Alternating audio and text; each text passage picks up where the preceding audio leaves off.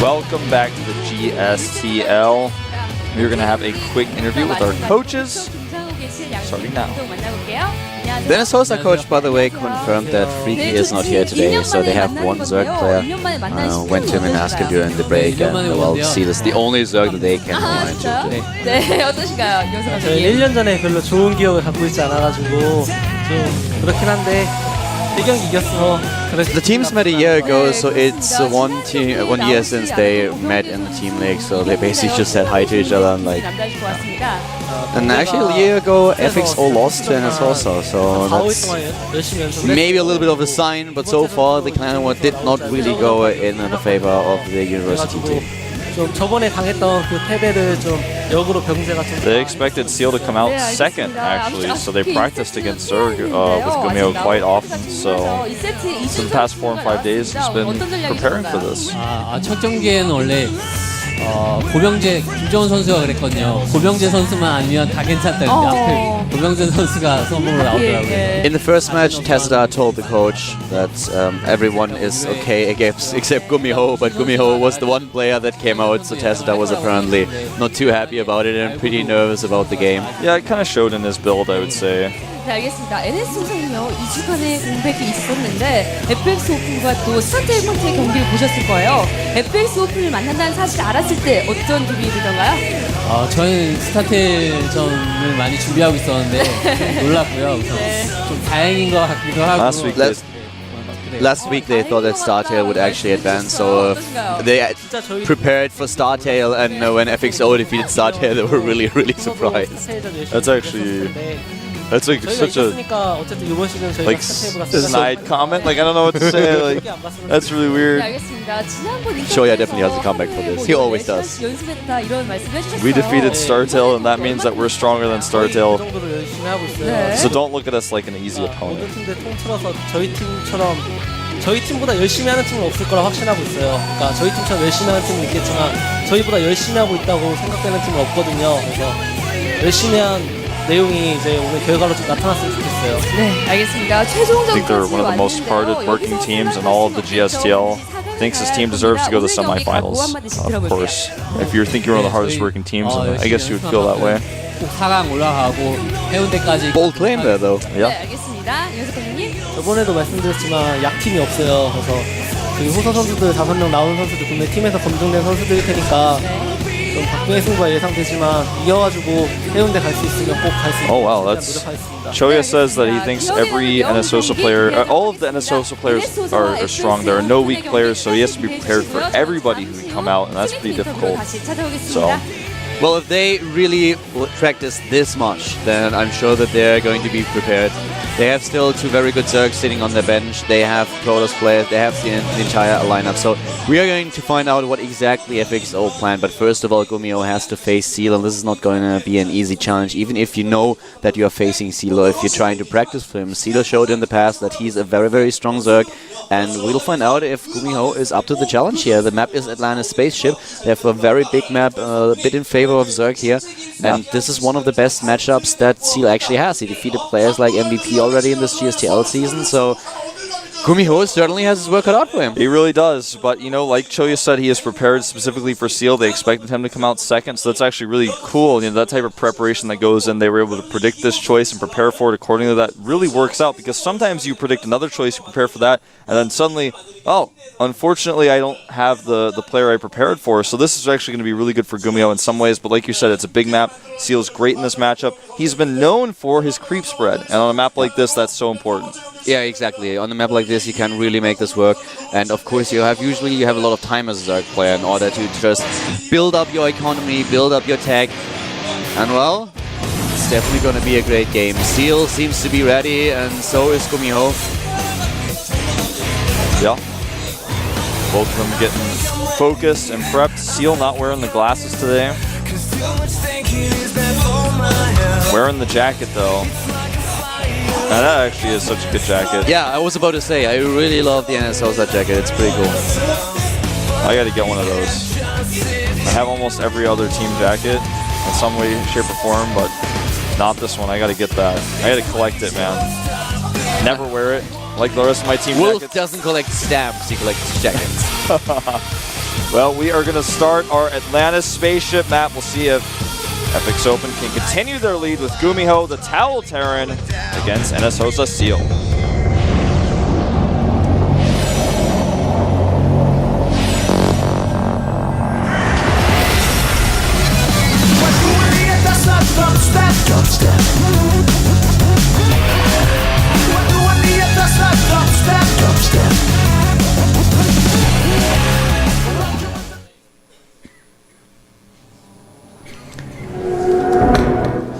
On the left side of the screen. Here we go, guys. The game is live. We have our Terran versus Zerg, and the Zerg player starting to the bottom left of the map. In the red, we have the NS Hosa player. We have NS Hosa Seal! trying to steal his opponent's fate here. Yeah. And we still don't know what exactly he's talking about. I'm still thinking he wants to be the animal. He wants to be the seal. He may be. That's it's actually quite difficult to figure that one out. Blue Terran at the top right for FXOpen. His ID is FXO Gumiho! We talked earlier a little bit about that the matchup against Protoss is really one of the games where Gumiho shines. But his matchup against Zerg is really strong as well. He has a 59% win ratio with 35 wins and 24 losses. And, well, he's doing pretty well against Zerg. If you actually look at the statistics and just as historic, the matchup against Terran is the one that he struggles the most. something really important to know about Gumiho today, by the way, is that he doesn't actually use his towel. He's not using his towel. He's actually going towelless today. What does that mean? I don't know, but well, it probably means that his hands are not as sweaty today as usual, but that's actually really interesting. That's unique. What is it actually called that he has? I think it's called hyperhidrosis, if I'm not mistaken. That's what someone told me once. I'm not sure if it's true. I'm not a scientist. I guess I'm a StarCraft scientist, but... But basically, guys, if you haven't watched Gumiho in the past, the thing is he has really sweaty hands because of this, and that's why he uses the towel. Yeah. And it's actually quite amazing that he uses the towel over his hand and does so well with it. That's, you know, something that a lot of people would find difficult to play in such a way, but we're going to see a 1-Rax expand from the Towel Terran himself. And you could also see the win ratio on this map for Zerg, so Zerg really in a bit of a favor here when it comes down to the games on Atlantis Spaceship. And we'll find out what exactly Seal is going to do here. Of course, he's first of all scouting his opponent, spots the barracks as well, has a good look at what exactly is going on, and this is really important. A lot of Zerg players will actually not do this on this Atlantis Spaceship. Yeah. It's a huge map, and well, he's scouting really well here too, and also Gumiho tried to trick him by hiding the SCV and then hiding the command center, waiting until the drone was gone before planting it, but the drone came back and checked and saw the command center, so great scouting by Seal so far. Yeah, he's playing this really well. I like that he is actually using the drone scout as well. As mentioned, a lot of Zergs will just rely on the overlords, and then for a long time you have no idea what exactly is going on in your opponent's base, and if there's some kind of sneaky play by the Terran player, you might be completely caught off guard here, and so very, very safe. You lose a little bit of mining time, of course, with this drone, but it's definitely worth it, because he knows that he can focus on his economy. They can't just get a lot of drones right here, then he will be ahead in economy for sure, because a Zerg player, you should never leave a Zerg player alone for too long. That doesn't end well. Yeah, that's true, and this is actually a really nice denial by our Terran player Gumiho in getting this Overlord out. Does not kill it, although he did attempt to send the Marine flank. Goes down to 43 hit points, but he does not see the second command center, which is really important. He's going to try to come back in. This is actually quite bold with how fast he sent the Overlord back in. He really wants to see, and the Marines have gone away, so he may actually get in here and see this command center after all. He's trying to get a look at the gas. He wants to know how much gas Gumiho has and when he's going to take those refineries. So now he's moving his Overlord in a little bit further, spots the refinery, and moves back out once again. With the 3 command centers that Gumiho currently has, he will of course have a lot of mules. He has the potential to build 3 SCVs at a time and try to keep up with his opponent's work account. But the lava mechanics for the Zerg are going to kick in very, very soon. He's on 2 base though. With the queens that he has, he's able to deny the scouting. We just had an SCV trying to sneak into the main base. Was not able to do it because of a few queens already on the low ground. And this is a build that Seal is relying on right now that really evolves around the idea that queens can defend against most units for quite a long time. So you can focus your lava in order to get additional drones. Fast lair, by the way, coming out. Despite going for the 4-queen build, cutting the gas for a while, he double gassed afterwards and got this lair up. He's not seen Gumiho is not seen the 3rd hatchery yet either. And so far he also skipped speed, so he starts lair before he starts speed. He really wants to do this attack as fast as possible. And this could of course indicate a lot of things. We've seen a lot of Infestor play on this map, but Mutalisks are definitely an option. You can start with the Mutalisks here. There are a lot of situations and positions where you can abuse low and high ground to your advantage, but this is definitely something that is up to personal preference. Yeah, and Gumiho consistently scouting with these Marines that there's no hatchery here. He's gone up to 3 barracks at his wall in, so he's going to have 3 barracks to produce Marines as he's starting Blue Flame. No, actually starting Siege mode before starting any tanks with a Hellion on the way. That's really interesting that the way he's choosing to do this, but he's going to get 1 more Hellion out, which I guess will allow him to scout and support his Marines. We talked a bit about Seal's creep spread, and this is exactly what he does right now. He spreads his creep. He's actually going for a double Baneling Nest as well. And no, guys, this does not make them roll faster. It's basically pointless, and I think he will probably realize that he has a Baneling Nest in his wall already and cancel the second one that is at his natural. At least he should. Yeah. But yeah, this is just a player on autopilot once again. This happens every now once in a while because yeah, you change things up. You want to make a Baneling Nest part of your wall, and then you just you're not used to that, so you may have it in mind that that's an evolution chamber as it's morphing, and you just go, all right, now to make my Baneling Nest at its normal position. He forgot about it. Yep. Yeah. The second Baneling Nest is up now. This may become important later on. Yeah. He takes his 3rd base now, and for Seal it's really important to have this creep spread that I was just beginning to talk about, because as soon as Gumiho decides that he wants to be aggressive here and moves on to the creep, the Baneling Nest will be a little bit faster, and we indeed have the Spire here. We don't see the Infestation Pit. He's going for a Mutalisk composition with Lings and Banelings. Very, very popular, very strong. And the main question is what exactly his game plan is. Is he trying to just dominate the mid-game and transition into a late-game composition with maybe a greater Spire? Or will he actually try to finish opponent off on lair tech? Yeah, that's a really good question. I mean, we've seen this new style, well, this old style coming back, I should say. Lucira's doing it, July Zerg's doing it, Nesti even still doing it, where you stick to those mutas quite heavily through the mid-game and you do these big attacks on creep. And it really relies on the creep spread and your opponent's composition as well. Lucky did it too. Lucky was one of the players that used it in the last GSTL matches. And, well, it worked. He worked very well in game number 1, but in the second one he was not quite so lucky. No pun intended. So his opponent was able to get the better of him, and then as soon as the defense was really up, he wasn't able to break it. So this is one of the risks that you always run. This attack is basically intending on hitting a 3rd base, but there's no 3rd base here to be had. So he's actually just going to kind of, yeah, he's just going to camp. He's not going to make Banelings an attack here. If he does, that would be silly considering that there are tanks there. Instead, he's making 12 meters using his gas on that instead, which has been his plan. I like the flexibility with this build because if there's a way to attack, you see no tanks, you can make a lot of Banelings use your gas for that, but otherwise you just make the mutas. And this is just so cool how much flexibility this has. He also has 12 mutas right away, and this is a very crucial number. With 12 mutalisks, if there is only 1 missile turret, you can't just attack it. It's definitely something that you can do, and well, it depends on how many turrets there are, how many Marines are guarding them. If there's only 1 turret, take it down, you may take a little bit of damage, and then you can attack your opponent's economy. But there are a lot of turrets already scattered across those 3 bases. So let's see how much damage Hennes Host or Seal can actually deal here. Well, here we go. The Marines are in position to defend, but he does take out a mule. And that's all he's going to get for now. Oh, he's going to get some SCVs here building the depots, though, which will shut down the wall, which is going to be important when these Lings possibly run in here. This is actually really well done by Seal so far. He's just trying to get his opponent into a good position, and this will probably work. He's already spreading He's splitting his banelings and zerglings as well. He's getting additional banelings now and moving in. Moving in as we speak. Stim not done. And the siege up with the siege tank. But the Terran is in trouble here. Going to lose not only those Marines, but also the siege tank. And now the Lings and banelings are on the move. He snipes another tank. Has to be very careful though. This was not worth it. Running right into the Stim Marines. Yeah, losing several mutas there as well. The depots are starting to burn. He's got to be very careful here. There are a few banelings, but they hit the tank.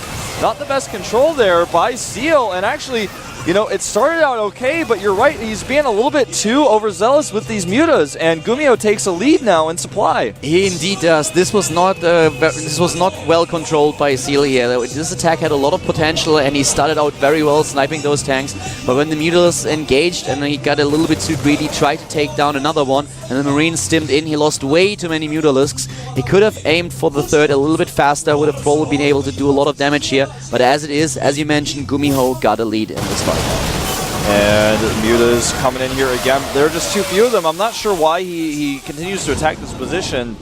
I think he feels he has to make something work because he's committed so much to these first few mutas, but he could have taken a fourth base during this time. Now, he's down in supply. He threw away even more units. He has a big problem.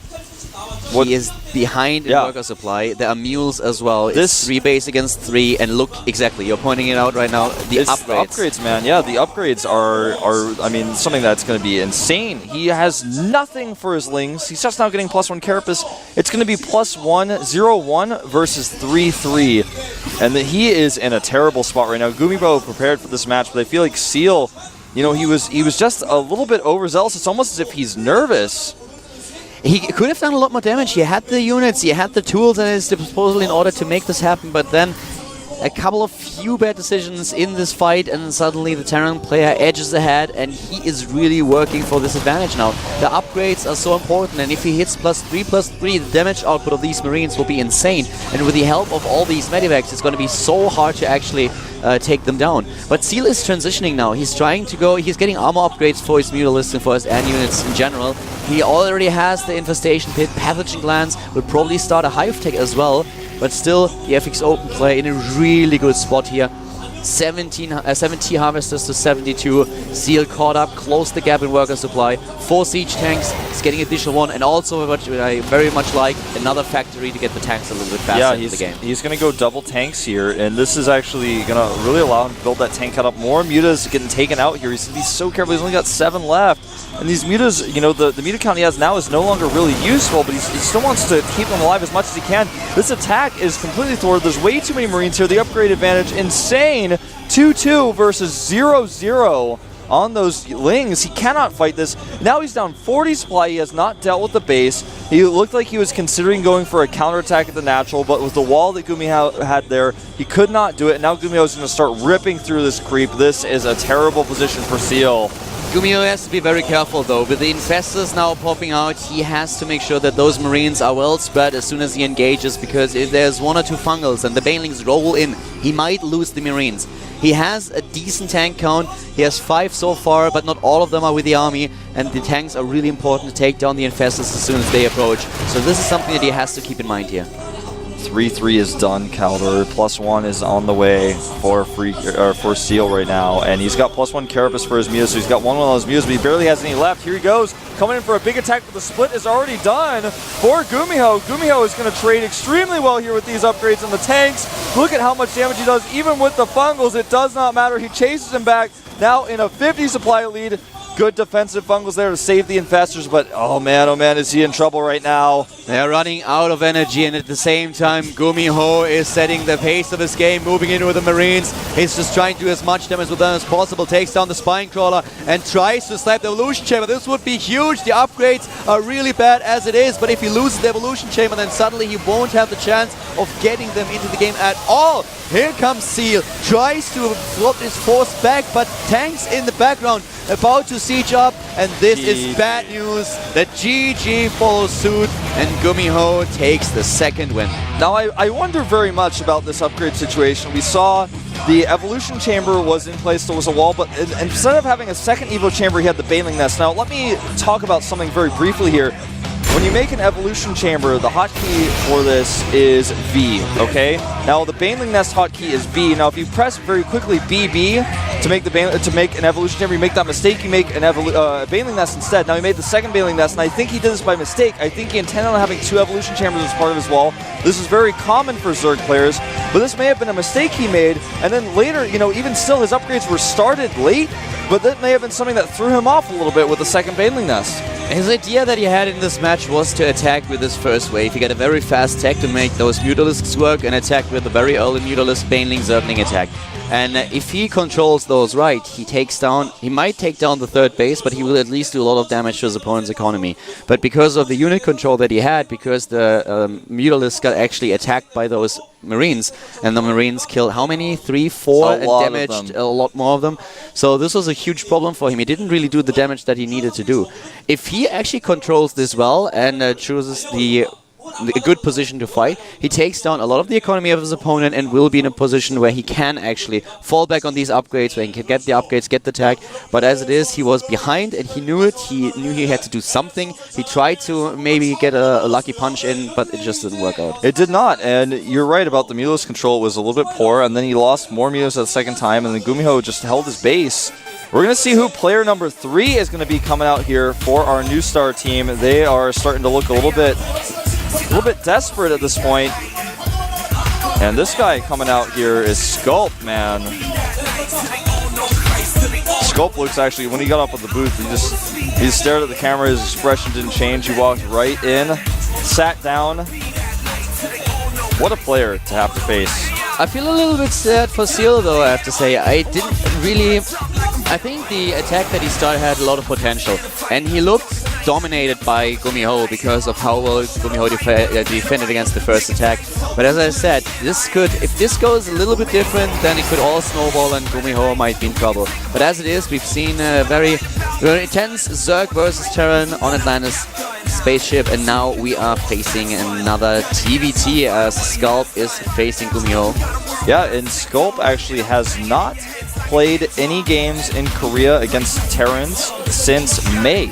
He has no recorded games in Korea, and that includes, of course, the Korean Weekly and KSL Team Leagues. So this guy has not played TVT in a recorded match in quite some time. So this is going to be really cool to see how he has changed. This guy usually comes out against Zergs and can do well against Protoss as well, but he hasn't played TVT in a really long time. At least not in tournament matches, so we'll find out if he's able to best Gumiho here. And the map is going to be Daybreak. Yep, pulling that map out pretty early. This does indicate they want to use their Protosses later on, because Daybreak is a map that, I don't know, actually, Protosses complain about this map against Terran with the third base location. Terrans complain about this map. I think it's pretty balanced. My favorite map in the pool.